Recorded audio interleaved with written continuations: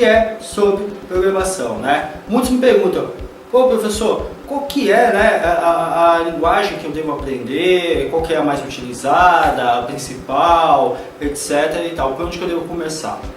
De cara eu quero te falar que a principal linguagem é a lógica de programação. Se você não tem, se você não domina a técnica de criar algoritmos, porque lógica de programação é técnica de criar algoritmos para o que? Soluções. Algoritmos são fórmulas lógicas para se resolver problemas. Lembra da época de uma aula bastante importante que talvez você menosprezasse, eu menosprezei um pouco, que é física. Você lia um problema, eu me lembro que a física fundamental, né, aquela que você aprende no ginásio e no colegial. Você tinha um problema para ler, né, entender, tinha que decorar a fórmula e tinha que achar a melhor solução para resolver aquele problema. A lógica é muito parecida, você tem um problema e você tem que encontrar a solução. E o algoritmo, a forma lógica, pode ter não uma forma, mas inúmeras formas de se chegar à mesma solução. É mais ou menos como se você estivesse brincando de Tetris, né? Seria o exemplo mais assim rudimentar do que a lógica de programação, né? Então seria a associação elementar que traria a solução de tudo, ok?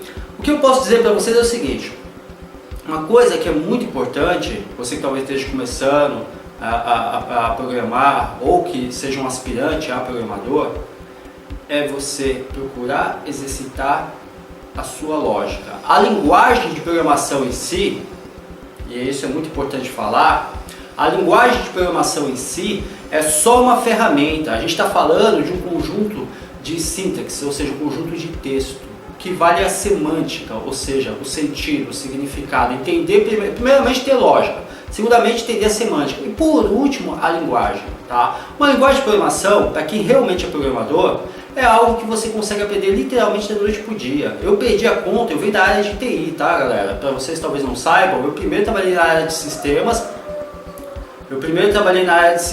como analista, depois como programador, entre outras funções aqui que eu vou, enfim, entre outras funções, não, entre outras profissões que eu ficaria aqui o dia inteiro falando. Mas o fato é que era comum a gente ter que aprender uma linguagem de programação da noite pro dia. Pegava um livro, lia ele e já começava a programar. Acabou, simples assim, sabe por quê? Porque quando você tem lógica, tudo faz a diferença.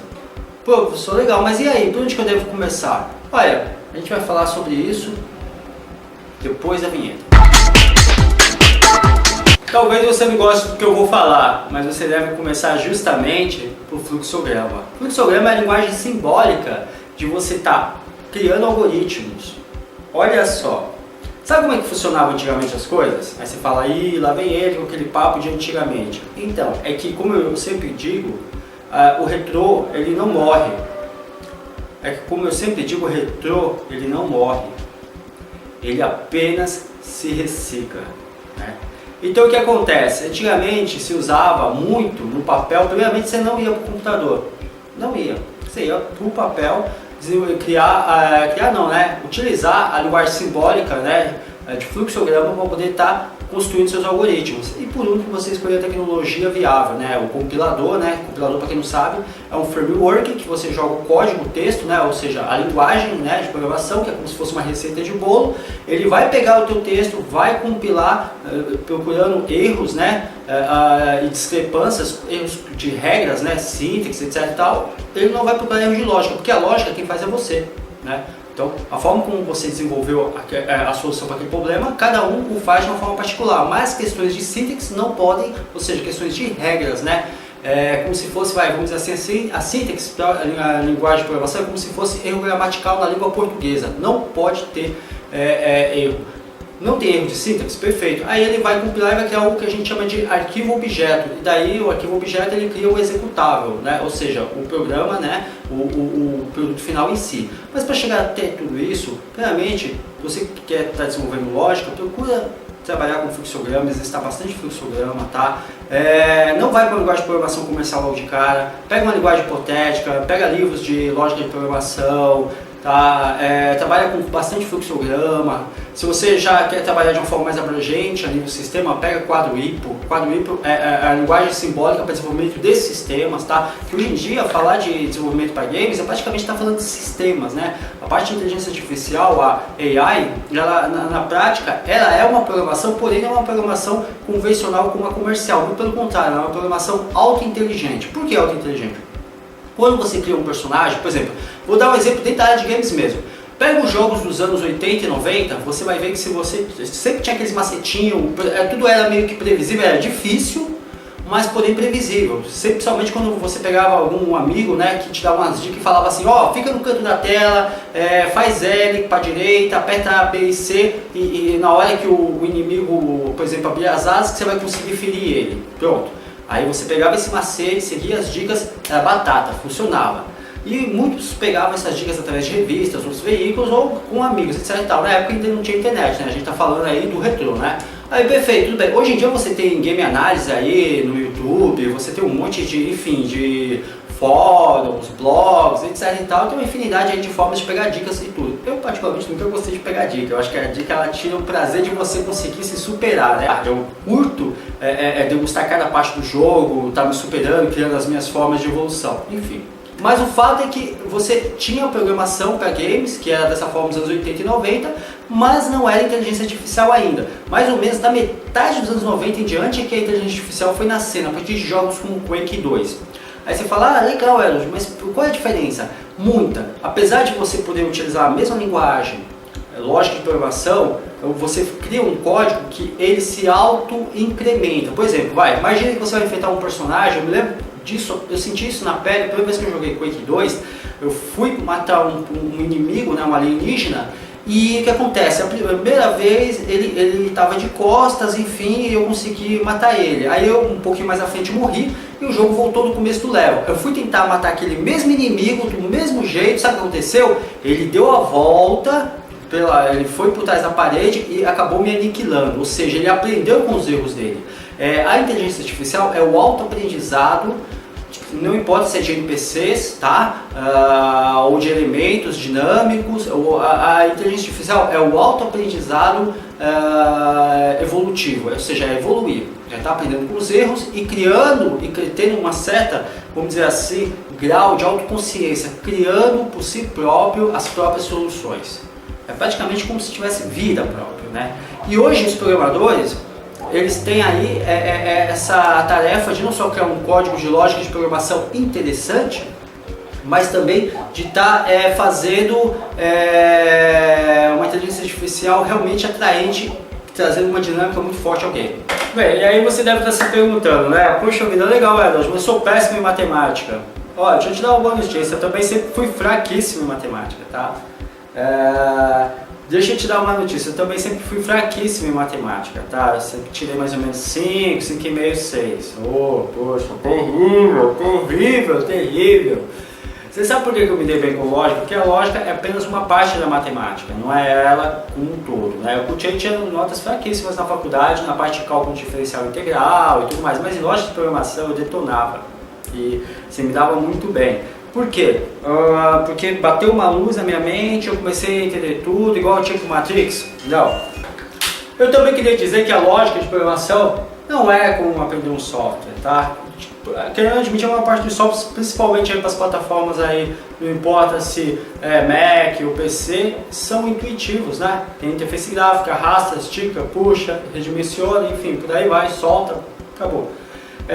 Lógica é uma coisa que pode-se dizer que é uma forma de desenvolver um novo pensamento, né? É uma forma de pensar diferenciada, que exige o quê? Exige exercício constante e contínuo, né?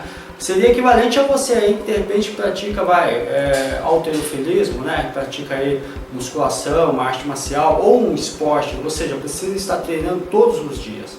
Significa que você vai ter que estar treinando todos os dias sempre? Não, mas significa que vai chegar uma hora que você vai estar num ponto extremamente com uma base sólida. E aí você vai ter uma base sólida, exercitando lógica no dia a dia, que vai chegar uma hora que independente da linguagem de programação, você vai bater o olho e vai conseguir executar o seu algoritmo, ou seja, criar soluções tranquilamente. Óbvio, como toda profissão, tem aí os seus espinhos, né? Tem as suas rosas e tem os seus espinhos, né? Às vezes você sempre vai se deparar com um problema que vai exigir mais de você, vai fazer com que você vire noites. Isso é comum, é normal nessa área, tá ok? Mas eu quero te falar uma coisa bem importante. Assim, a abstração é uma coisa que hoje está quase em desuso, para não dizer praticamente morta na mente da maioria das pessoas. E o que é a abstração? É o exercício e o uso da imaginação.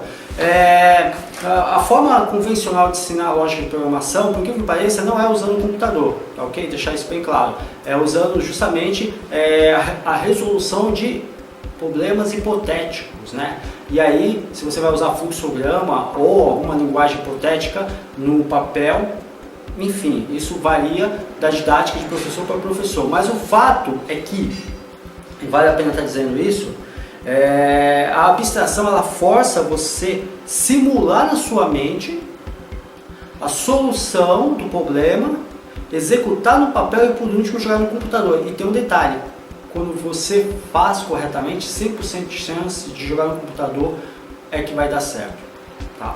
Eu me lembro que assim, eu tive ótimos professores, a maioria deles eram da USP, do ITA, enfim, eu estudei, tive o privilégio de ser uma das primeiras turmas, né, que estudou aí no começo dos anos 90 no curso de Ciência da Computação. Essa é a minha formação, eu sou bacharel em Ciências da Computação. E o que acontece? Era comum, tá, temos que solucionar um problema no papel. Eram várias folhas de programação, né? Usávamos uma linguagem de programação hipotética, tá? Fazíamos um fluxograma, então o professor trazia o problema. Nós fazíamos o fluxograma, não tinha consulta e nem afete dupla, tá? Fazíamos o fluxograma. Depois do fluxograma, além do fluxograma, e vai lembrar, né, que o fluxograma, assim como a linguagem de programação, você pode executar diferentes formas para poder chegar no mesmo solução. Depois do fluxograma, tínhamos que executar o código numa linguagem hipotética. Dependendo do professor, era às vezes C, ou linguagem C ou Pascal. Aí, vai pelo menos 10 folhas escrevendo, sem consulta a livro, sem nada em dupla e com o professor bem próximo de você. Executávamos o código, depois, por último, íamos para o computador para colocar no compilador, redigir tudo, olhando lá nas 10 folhas lá que você fez. Quer dizer, se você fez errado, você vai passar errado para o computador, não vai sair, não vai funcionar. E aí, enfim, zero. Simples assim. É 0 ou é 1.